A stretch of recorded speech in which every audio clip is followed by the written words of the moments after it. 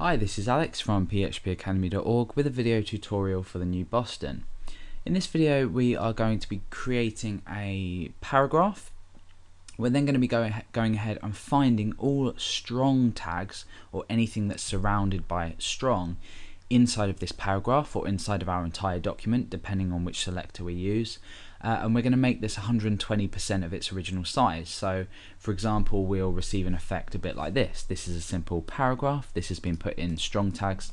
The font size is enlarged, and this one here is in strong tags as well, and that's been enlarged as well. So we're going to be creating something similar to this.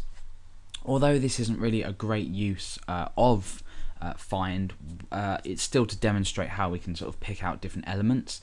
In the tutorial in the traversing set of this series, I use find more usefully, so you can go ahead and look at that tutorial as well. But for now we're just going to be demonstrating the functionality and how we might use it. So the first thing we're going to do is go ahead and create a paragraph. I'm just going to say this is a paragraph. Some things are bold and some are not. Okay, so I'm just going to go ahead and put some strong tags around a few things in my page. So strong, and we could say bold in strong as well. And maybe we could put not in strong as well, just sort of for effect. So now when we refresh, you can see that we've got bold, bold and bold. Now what I want to do is go ahead and make these bigger by using find and finding strong tags in my page. Now obviously we could go ahead and do this from style.css. I've got style.css included in my page already. So for example, I could specify that all strong has a font size of 120%. So I could do this straight up from my style.css file. However, I could then go ahead and use jQuery to sort of filter this down and select particular elements on a page. So we'll go ahead and get rid of that. Inside ext.js, which I've included on my page as well as jQuery, we're going to go ahead and select all strong tags on our document. Or we're going to say find. So you know, sort of a pretty useless idea of using it, but you know, we can go ahead and test it anyway.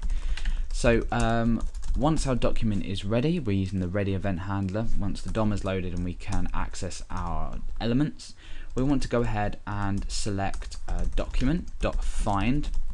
Now what find's going to go and do is it's going to find anything on the document which matches this criteria. So I'm going to go ahead and write strong. I'm then going to go and say add class. I could, you know, go ahead and change the CSS if I wanted using CSS, but I'm going to go and add the class big. Inside style.css, I now need to create this big class, so I'm going to go ahead and create it now. So big, and in here we're going to specify that the font size is 120%. So what we are doing is, inside of our whole entire document altogether, we are saying that we're finding strong tags using find, and we're adding the class big to them. So, you know, obviously something you might not normally do. When we refresh, we get the same effect. Let's just go in and change that to 130. Refresh. You can see it's bigger. Now, the beauty of this is what we can actually do is now what we can say is p.find strong. So when we refresh, we have the same effect, yet anything out of this paragraph that is strong, we can go ahead and say, you know, just outside of paragraph. Now when we refresh, you can see that this is bold, i.e. strong, but the text size hasn't been increased. So what we've been able to do here is any strong tag inside of P, so we found any strong tag inside of the any P element, we've added the class to, but we've ignored anything out of this bounds. So before we were using document, which applied to the whole document, and then you can see that's been enlarged as well.